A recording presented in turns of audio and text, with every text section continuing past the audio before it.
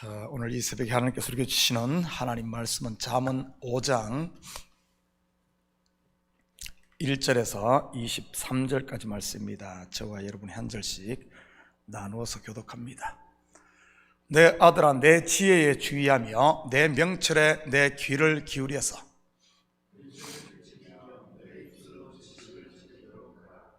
대저 음녀의 입술은 꿀을 떨어뜨리며 그의 입은 기름보다 미끄러우나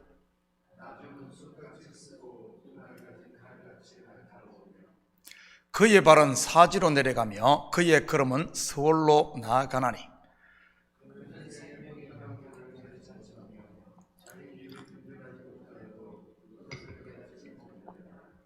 그런즉 아들들아, 나에게 들으며 내 입의 말을 버리지 말고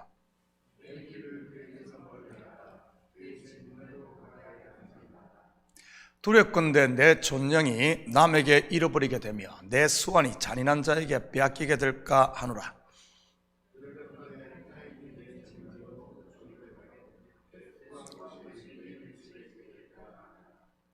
두렵건대 마지막에 이르러 내 몸, 내 육체가 쇠약할 때에 내가 한탄하여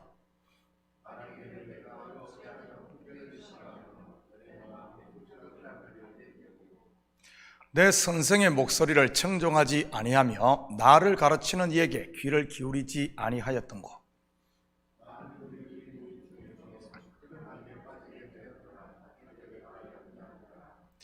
너는 내 우물에서 물을 마시며 내 샘에서 흐르는 물을 마시라.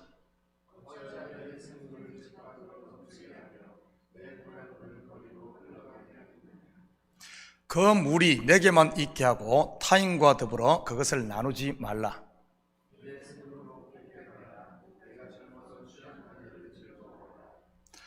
그는 사랑스러운 암사슴 같고 아름다운 암노루 같으니 너는 그의 품을 항상 족하게 여기며 그의 사랑을 항상 연모하라.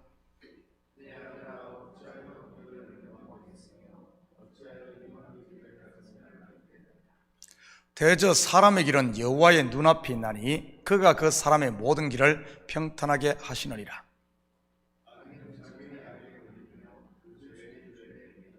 함께 읽겠습니다. 그는 훈계를 받지 아니함으로 말미암아 죽겠고 심히 미련함으로 말미암아 혼미하게 되느니라. 아멘. 좋은 아침입니다. 우리가 성경의 언어를 잘 이해하지 못하면 마치 19금을 보는 것 같은 그런 생각에 빠질 수가 있습니다. 참 오늘 이 새벽에 이 다루는 주제가 이 만만치 않은 주제입니다. 오늘 본문 음녀에게 홀려 가정 판탄 아니면은 불륜하지 말라 이런 이야기로 들립니다. 요즘 한국의 안방에서 방영되는 대부분의 드라마의 이 단골 주제가 이 이야기 아닙니까? 남녀간의 정상적인 관계보다는 대부분 보면은 이렇게 비정상적인 이런 이야기를 다루므로 사람들의 또 어떻게 인기를 끌고 이런 이야기들입니다. 성경에서 음행, 간음 또는 창기 이런 이야기가 참 창세기부터 시작해서 요한계시록까지 참 많이 나옵니다. 우리가 대표적으로 창세기에 보면은 소돔과 고모라 성으로부터 시작해서 다윗의 불륜 이야기, 선지서에 전부 음행한 고멜 이야기로부터 마지막 저쪽 요한계시록에 가면은 큰 음녀, 바벨론 이야기로 이렇게 성경이 마무리되지 않습니까? 자, 그렇다면 성경에 많이 나오는 이 음행, 간음, 이 1차적으로는 물론 인생들의 윤리 도덕 중 다른 것들은 다 용서돼도 이 부분에 걸리면은 그냥 용서가 되지 않잖아요. 그래서 헤어지고 이혼하고 이러지 않습니까? 자, 이런 이야기. 그래서 어떤가 하면은 정말 우리가 가정을 잘 지키고 우리가 깨끗하게 살아야 되는 그 이야기를 1차적으로 다룹니다. 우리 인간 본성이 그거에 대해서는 다 잘 알고 있죠. 이것에 대해서는 우리가 사실 더 이상 여기서 그걸 강조하지 않는다 할지라도 아마 이거에 대해서는 어느 종교든 아니면 어느 문화든 어느 세계든 이 부분에 대해서는 너무나 잘 알 겁니다. 그런데 사람들이 여기에만 머물고 있어서는 안 됩니다. 나는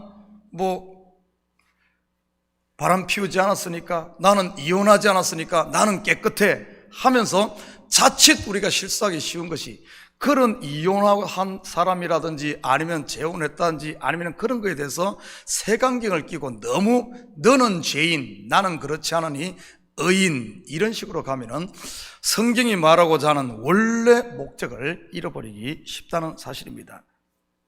요즘에 참 안타깝게도 너무나 이런 사실 성경에 보면은 우리가 소돔과 고모라 그러면 대표적으로 불륜 아니면은 이런 성적인 타락한 도시로 본데 사실 이 시대를 보면은 어떻습니까? 그때보다 더하면 더했지 덜하진 않을걸요? 심지어는 어떻습니까? 무슨 게이나 뭐 레즈비언 프레이드를 공식적으로 이렇게 해버리지 않습니까? 그뿐만 아니라 모든 안방 드라마 이런 영화라든지 이런 것들을 하면서도 그것을 아름답게 포장까지 해버립니다. 그러다 보니까 이 시대 어떻게 보면은 성경 그 시대보다 심하면 심했지 덜하지 않는다는 사실이지요.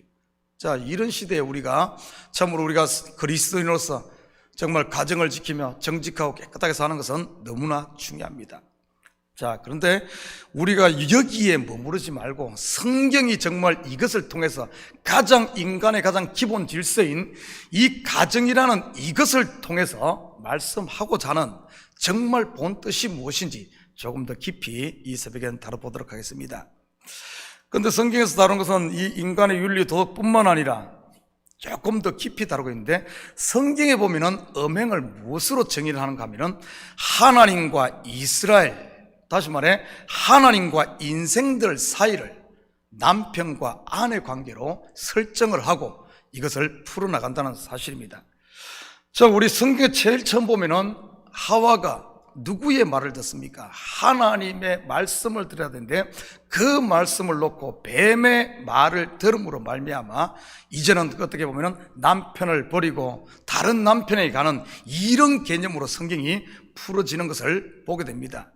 그래서 성경은 창세기부터 시작해서 한결같이 이 음행은 무엇을 얘기하는가 하면 우상 숭배와 연관지어서 이야기하고 있음을 보게 됩니다.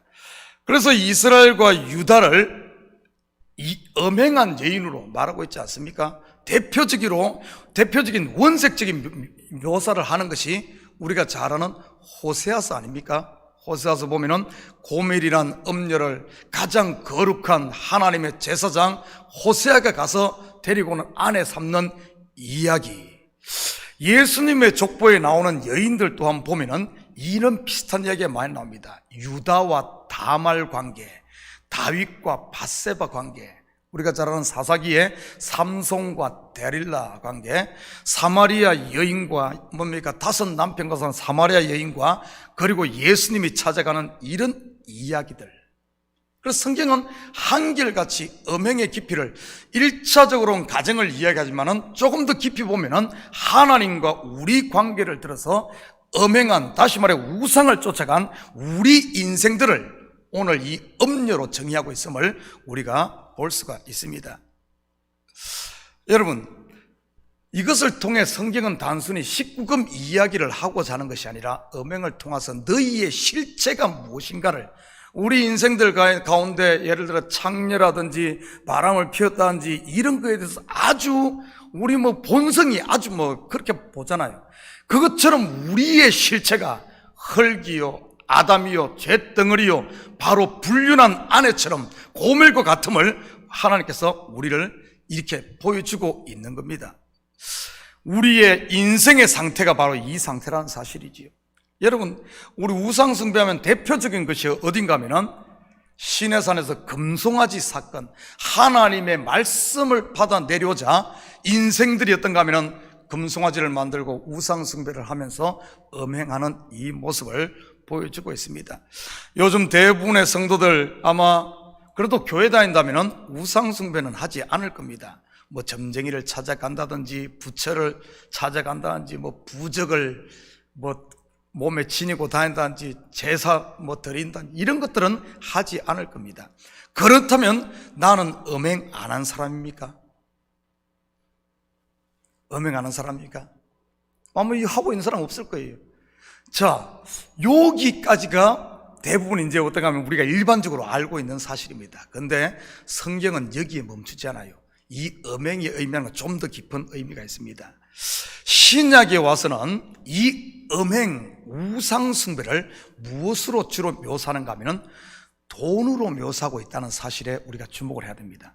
그래서 돈을 사랑함이 일만하게 뿌리가 된다 하며 돈이 곧 우상숭배요 돈을 사랑함이 음행으로 이렇게 묘사를 하고 있다는 사실입니다. 그래서 부자가 천국에 들어가기가 낙타가 바늘기로 들어가는 것보다 힘들다 그렇게도 묘사를 하고, 그런데 우리가 알아야 될 것은 돈 자체를 우상으로 규정하면 안 됩니다. 많은 사람들이 돈을 우상 이렇게 이야기하니까 뭐 돈 많이 벌면 안 된다고 이렇게 생각을 한다든지 돈 자체를 이렇게 천대시하는 것도 잘못된 겁니다. 여러분 돈 부지런히 버십시오. 열심히 버십시오. 여러분 성경에서 그럼 돈은 무엇을 이야기하는가 하면은, 여러분 이 시대 모든 사람의 생각 속에 어떤 생각을 가지고 있는가 하면은 돈이면 안 되는 것이 없다, 돈이면 다 된다고 생각. 실질적으로 이 세상의 삶에서, 이 땅의 삶에서는 돈이면 다 됩니다. 이 땅에서 삶에서는. 그렇다면 이 돈이 의미하는 것이 무엇이겠습니까? 좀 더 깊이 보면, 다시 말해 돈이란 것은 내 힘, 내 능력, 내가 주인으로 행세하는, 내 힘으로 무엇을 다 하려고 하는 이런 것들을 바로 돈이라고 하는 거죠. 왜냐하면 돈이면 다 되니까요. 우리 교회에서도 그러지 않습니까? 모든 것들을 내 힘으로 다 하려고 해요. 내 힘으로. 이게 바로 우상숭배라는 사실입니다. 그게 바로 음행이라는 사실입니다. 내 능력으로 내 마음대로 모든 것들을 조종하려고 하는 이런 것들 말이죠. 그리고 마지막으로는 어떤가 하면은 이 음행이라는 것이 부자와 연결해서 신약에서 보면은 부자는 주로 무엇으로 이야기하는가 하면은 율법의 의, 자기의, 내 노력으로 쌓은 또는 내가 얻은 무엇, 그것을 어떤가 하면은 이 부자로 규정하고 있습니다. 대표적으로 보면은 우리가 신약에 보면은 부자를, 누구를 부자라 그럽니까? 바리새인들과 서기관들, 율법으로 자기가 쌓은 그 의를 가지고 어떤 영생을 얻으려고 하는 이 사람들을 일컫죠. 오늘 본문 3절에 보면 이렇게 표현하면, 대저 음녀의 입술은 꿀을 떨어뜨리며 그 입은 기름보다 미끄러우니. 여러분 이 음녀를 무엇과 연관시키는가 하면 이 입과 연관을 시키고 있습니다. 입이 거기서 막 꿀을 떨어뜨리고 기름처럼 미끄럽고, 성경의 입 이야기가 제일 먼저 어디에 나옵니까? 하나님이 천지를 창조할 때도 하나님이 가라사대 말씀으로 천지를 창조합니다. 그런데 그 3장에 가면은 뱀이 와서 똑같은 입을 가지고 뱀이 거짓말을 통해서 입으로 이렇게 합니다. 그런데 뱀을 왜 하나님께서는 허구 많은 동물들 중에 왜 뱀을 이 거짓, 마귀로 이렇게 묘사를 하는 것일까요? 제가 우리 성경 공부하면서 그런 이야기 했습니다. 동물들 많지만 뱀의 가장 큰 특징은 배로 다니는 것도 있지만 징그러운 것도 있지만 더 중요한 것은 뱀의 혀가 둘이란 사실이에요. 둘. 하나 딱 놓으면 두 개로 하나로 나와서 끝에서 두 개로 갈라집니다. 말이 둘이라는 것이죠. 거짓이란 것이 뭔가 하면은 참이란 것이 없으면 거짓이란 것이 성립이 되질 않습니다. 참이란 것이 없으면 하나님께서 진리를 말하는데 그 진리가 그 끝에서 뱀의 입이 갈라듯이 혀가 갈라듯이 딱 두 개로 갈라지는 거예요. 그래서 이 이단이란 말이 뭔 뜻인 줄 압니까? 처음은 같은데 끝이 다른 것, 끝이 다 진리에서 딱 벗어나고 두 개로 갈라지는 것이 이단이라 그러지 않습니까? 그러면은 이 뱀이라는 의미는 그런 측면에서 하나님께서 이 뱀을 거짓, 마귀로 이렇게 사용한 그런 것이지, 뱀 보면은 막 저거 마귀라고 그러고 그러면 안 됩니다. 뭐 그런 의미 아니. 그것이 이제 하나님께서 어떤 것을 설명하고자 하시는 것이죠. 자, 그렇다면 이 오늘 본문에도 보면은 이 음녀가 보면은 입이 미끄럽고 꿀을 떨어뜨린다 하는 의미 속에는 여러 가지가 있겠지만 이 이단을 말하기도 하지만은 바로 거짓을 말합니다. 그런데 신약에 와서 예수님께서 뭐라 그런가 하면은 율법주의에 깊이 빠진 바리새인과 서기관들을 뭐라 그랬습니까? 너희는 너희 아비 마귀에게서 났다. 사단의 뱀의 독사의 자식이다 이러면서 이야기하지 않습니까? 그런 것을 보면은 율법주의에 깊이 빠진, 율법주의라는 것은 어떤 의미인가 하면은 자기가 왕이 되려고 자기를 이야기합니다. 자기 의에 취해진. 그래서 사도 바울은 이 율법주의에 깊이 빠진 이런 사람들을 옛사람, 옛자, 육신, 육의 생각, 그 사람 등으로 묘사하고 있는 것을 보게 됩니다. 그런데 어떻습니까? 대부분의 사람들이 자기 자신을 어떻게 규정을 하죠? 여러분은 어떻게 자신을 규정합니까? 아, 나는 괜찮은 사람이야. 나는 정직한 사람이야. 나는 변호사야. 나는 목사야. 나는 장로야. 나는 권사야 등 어떤 자기를 묘사하는 것을 가만히 보면은 지금 자기가 쌓은, 자기가 획득한, 자기가 얻은 그것을 가지고 자기를 묘사하는 것을 보게 됩니다. 쉽게 말해 자기가 왕이요, 자기가 머리요, 자기가 하는 이런 것들 말이죠. 이런 것들을 가지고 자기를 묘사합니다. 여러분 어떻습니까? 혹시 여기서 성경에서 보면 돈, 부자, 전부 어떤 음행을 하는 것은 전부 자기에 빠져버린, 자기의 자기 자랑, 자기로 돌아가 버린 이 상태를 성경은 음행이다 이렇게 말하고 있어요. 오늘 18절에 보면 이렇게 말합니다. 내 셈으로 복되게 하라. 내가 젊어서 취한 아내를 즐거워하라.